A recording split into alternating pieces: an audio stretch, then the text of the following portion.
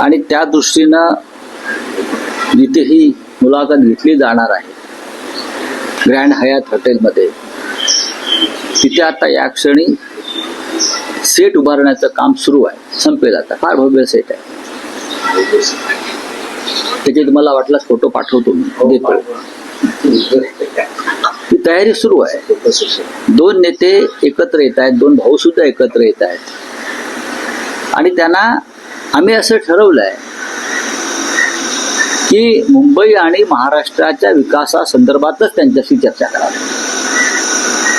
बाकी राजकारणाचे प्रश्न विचारायला भरपूर वेळ आहे नंतर, पण मुंबईसह महाराष्ट्रातल्या लोकांना काय हवं आहे आणि तुम्ही काय देणार आहात, आपण काय देणार आहात, या संदर्भात सकारात्मक आणि विधायक चर्चा या मुलाखतीतून यावी अशी माझी आणि माझ्याबरोबर जे मुलाखत घेणार आहेत महेश मांजरेकर त्यांची भूमिका आहे.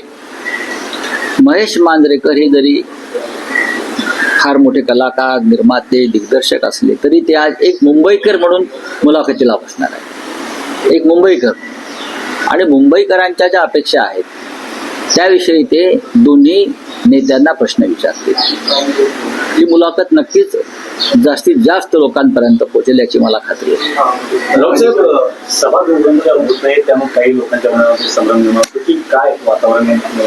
सभा कशा करता व्हायला पाहिजे. राज ठाकरे पण काल बाहेर पडणार होते, सभा घेणार होते, चर्चा सुरू. नाही, एक लक्षात घ्या, कोण काय बाहेर चर्चा करताय ना त्याच्यावर प्रश्न घेऊ नका. सभा कधी घ्यायचा याचं गणित आणि याची मांडणी आम्ही केलेली आहे. 9 तारखेला ही पहिली सभा नाशिकला होते.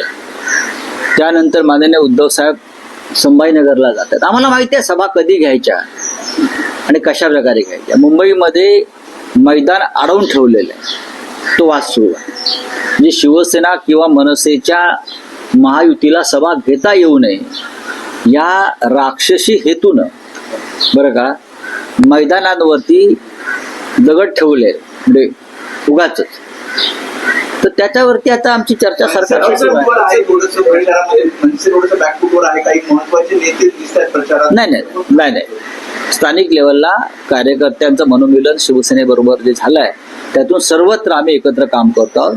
उद्धव साहेबांचे पहिल्यापासून एक त्यांच्या कामाची पद्धत आहे, सभा घेण्यापेक्षा शाखांपर्यंत पोचावं आणि प्रत्येक शाखेच्या बाहेर एक लहानशी सभा होतेच आहे. लोक जमत आहेत, अधिक लोकांपर्यंत पोहोचून संवाद साधावा हे त्यांचं पहिल्यापासूनचं धोरण आहे.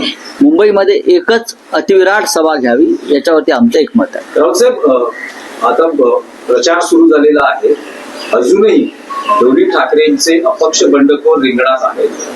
कारवाई अजूनही होताना दिसत नाही. अनेकांवर कारवाई झालेली आहे, अजिबात दिरंगाई नाही.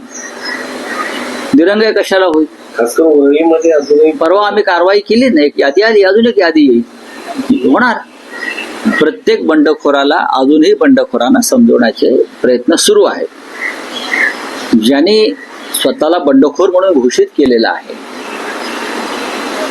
ते सर्व शिवसेनेचे कडवट निष्ठावंत कार्यकर्ते आहेत.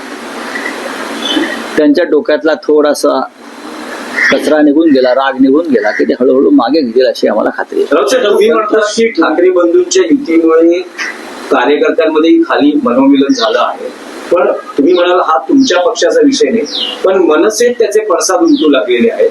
त्यांचे एक माजी नगरसेवक संतोष धुरी हे काल भाजपत मुख्यमंत्र्यांना भेटले आणि त्यांचा आज भाजप प्रवेश होतो आहे. मनसे अंतर्गत नाराजी आहे या सगळ्या. हे सगळ्यात पक्षात झालेलं आहे. काय फक्त महाराष्ट्र नवनिर्माण सेनेत झालंय का? तर नाही. तुम्ही निष्ठावंत वगैरे कालपर्यंत मिरवत होतात, पण तुम्हाला उमेदवारी मिळाली नाही म्हणून तुम्ही पक्षांतर करतायत. आणि पक्षांतर कुठे करताय? की जे मुंबई आणि महाराष्ट्राचे शत्रू आहेत, दुश्मन आहेत असं घोषित केलंय मराठी जनतेने. तुम्ही त्या मोगलांच्या तंबूत जात आहात, तुम्ही औरंगजेबाच्या तंबूत जाताय. औरंगजेब त्यांचाच आहे, कारण गुजरातला जन्माला आलाय तो, त्याच्यामुळे औरंगजेब हे त्यांचं निशाण आहे भाजपवाल्यांचं. तेव्हा हे जे मराठी कार्यकर्ते आहेत राजकीय, त्यांनी विचार केला पाहिजे. आमच्याकडले काही लोक गेले, काँग्रेसमधले गेले, त्यांना काय एवढं त्या भारतीय जनता पक्षाला सोनं लागलंय मला माहित नाही. किती जणांना पैसे देणार ते आहे. भ्रष्टाचाराचा पैसा तुमच्यापर्यंत पोचेल, पण तुमच्या पुढल्या पिढ्या त्याच्यामुळे सुखी होणार नाही, लक्षात घ्या. जर महाराष्ट्र सुखी राहिला तर तुमच्या पुढल्या पिढ्या सुखी राहतील. संतोष दुरी बोलत असताना शेजारी आज संदीप देशपांडे देखील होते आज शिवाजी पार्क. नाही मला माहिती. रवींद्र चव्हाणांचं एक वक्तव्य काल त्यांनी केलं की विलासरावांच्या आठवणीत त्यांना शिवाजी महाराजांच्या आठवणीही पुसायच्या आहेत या भारतीय जनता पक्षाला. त्यांना महात्मा गांधी पंडित नेहरूंच्या आठवणी पुसायच्या आहेत. त्यांना शिवसेना तोडून व विकत घेऊन बाळासाहेब ठाकरे हिंदू हृदय सम्राटांच्या आठवणी पुसायच्या आहेत. त्यांना शरद पवारांचं कार्य पुसायचं आहे. आणि त्यांना काय ठेवायचं आहे तर स्वतः आयत्या बिळावर मारलेल्या रेघोट्या ही त्यांना ठेवायचं आहे. पण लक्षात घ्या, जेव्हा अतिरेक झाला तेव्हा वेणुधुलाचा राष्ट्राध्यक्ष सुद्धा हातात बेड्या घालून तुरुंगात गेला. तो सुद्धा होट चोरी करत होता. तो सुद्धा विरोधकांचे लोक फोडत होता. तो सुद्धा विरोधकांना तुरुंगात डांबत होता. प्रत्येक गोष्टीला एक अंत आणि शेवट असतो. असा अंत ह्या लोकांचा सुद्धा होईल हे लिहून ठेवा. साहेब, काल तुम्ही ठाण्यात होता आणि काल ठाण्यात राज्याचे उपमुख्यमंत्री एकनाथ शिंदे प्रचारात होते. रोड शो झाला. त्यांनी एक विधान केलं आहे की करोनाच्या काळात आम्ही पीपी किट घालून रस्त्यात हॉस्पिटलमध्ये गेलो. काही लोक घरात मास्क लावून माझ्या माहितीप्रमाणे एकनाथ शिंदे यांनी करोना झाल्याचं नाटक केलं प्रसिद्धी. त्यांना काही करोना वगैरे झालेला नव्हता. ही आमची पक्की माहिती आहे. सरकारमध्ये आम्ही होतो, रिपोर्ट आम्ही मागवले होते. बनावट रिपोर्ट तयार केले, जशी बनावट शिवसेना केली तशी. आणि पीपी किट घालून बेडवर बसले आणि सह्या करत होते, दाखवत होते. ही अशी सोंगडोंग तुम्ही आतापर्यंत करताय. कळलं? माननीय उद्धव साहेबांनी करोना काळात काय केलं हे अख्ख्या जगाला, देशाला माहिती आहे ना. जगाने दखल घेतली. मग धारावी असेल, मुंबई, जगाने दखल घेतली. वर्ल्ड WHO जागतिक आरोग्य संघटनेने दखल घेतली. आता जागतिक आरोग्य संघटनेत तर शिवसैनिक नाहीत ना. जर तिकडे तुम्हाला पैसे देऊन रिपोर्ट बदलता आला असता तर तुम्ही बदलला असता. ते तुम्हाला जमलं नाही. पण जागतिक आरोग्य संघटना, न्यूयॉर्क टाइम्स, त्यानंतर लंडन टाइम्स, या सगळ्यांनी मुंबई महाराष्ट्रामध्ये करोनात राज्याचे मुख्यमंत्री कशा प्रकारे काम करतायत त्याच्यावरती माहिती दिलेली आहे. मोदींनी कौतुक केलंय स्वतः. हे काय सांगतात, हे यांना काय करोना वगैरे अजिबात झालेला नव्हता. रविवारी मागे घेण्यासाठी मध्यरात्री मला उचलण्यात आल्याचा आरोप आहे. अपक्ष उमेदवारानं वॉर्ड नंबर 135 मधून केलेला आहे, ज्यामध्ये निवडणूक आयोगाने दखल घ्या. एक विषय आहे की एवढा सगळा मुंबई महापालिका आणि 29 महापालिकांचा निवडणुकीचा प्रचार सुरू आहे. विशेषतः महत्वाचं म्हणजे मुंबई महापालिका. मी असं म्हणाल का हा आमच्या पक्षाशी संबंधित विषय नाही, पण महाविकास आघाडीतला तुमचा मित्र पक्ष सध्या काँग्रेस आहे कुठे, अशी एक राजकीय वर्तुळात चर्चा आहे. नाही, काँग्रेस तर आमच्या नव्या आघाडीत नाहीये.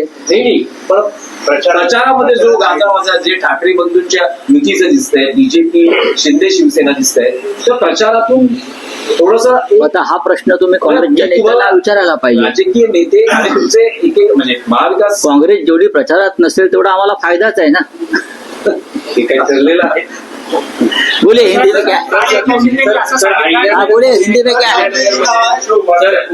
हिंदी में क्या है, टिप्पणी की क्या है. कल रोड शो थाने में हुआ, उसमें मुख्यमंत्री एकनाथ शिंदे प्रचार के दरमियान जो है ठाकरे बंधु के ऊपर टिप्पणी. और क्या कर सकते हो, उनके पास और है क्या. जब तक वो ठाकरे बंधुओं के ऊपर टीका टिप्पणी करेंगे तब तक उनको भारतीय जनता पार्टी में महत्व मिलेगा.